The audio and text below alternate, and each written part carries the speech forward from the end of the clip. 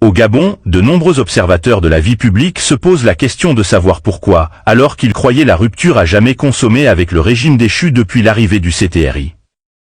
Les vieilles méthodes de travail persistent toujours.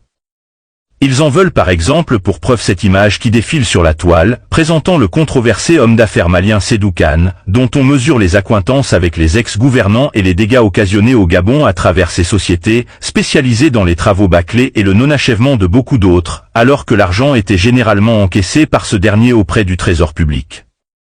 Il était auprès du directeur général du budget en mission d'inspection dans le nord du pays. Depuis, les langues se délient pour notamment demander que faisait-il à cet endroit et à ce moment précis, alors que, comme bien d'autres faussaires, il devrait être en train de répondre aux faits qui lui sont reprochés auprès d'institutions compétentes à l'instar du B2 ou de la DGR. Simple questionnement ou manifestation d'une grande gêne. L'on pourrait être tenté de retenir la seconde version au vu du dépit qui se lit sur les visages des commentateurs, à moins que l'on vienne leur apporter des explications fournies et convaincantes sur les raisons de cette présence injustifiée, à leurs yeux, de Seydou Kane dans le Septentrion, de surcroît lors d'une mission officielle d'inspection de travaux quand on sait comment lui obtenait ses marchés et la forte propension d'accusation de corruption qui pèse sur lui.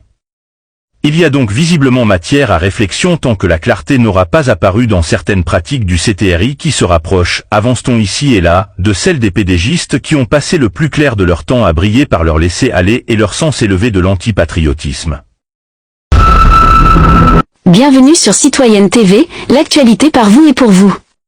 Ne manquez surtout pas de vous abonner, afin d'être toujours à jour. Citoyenne TV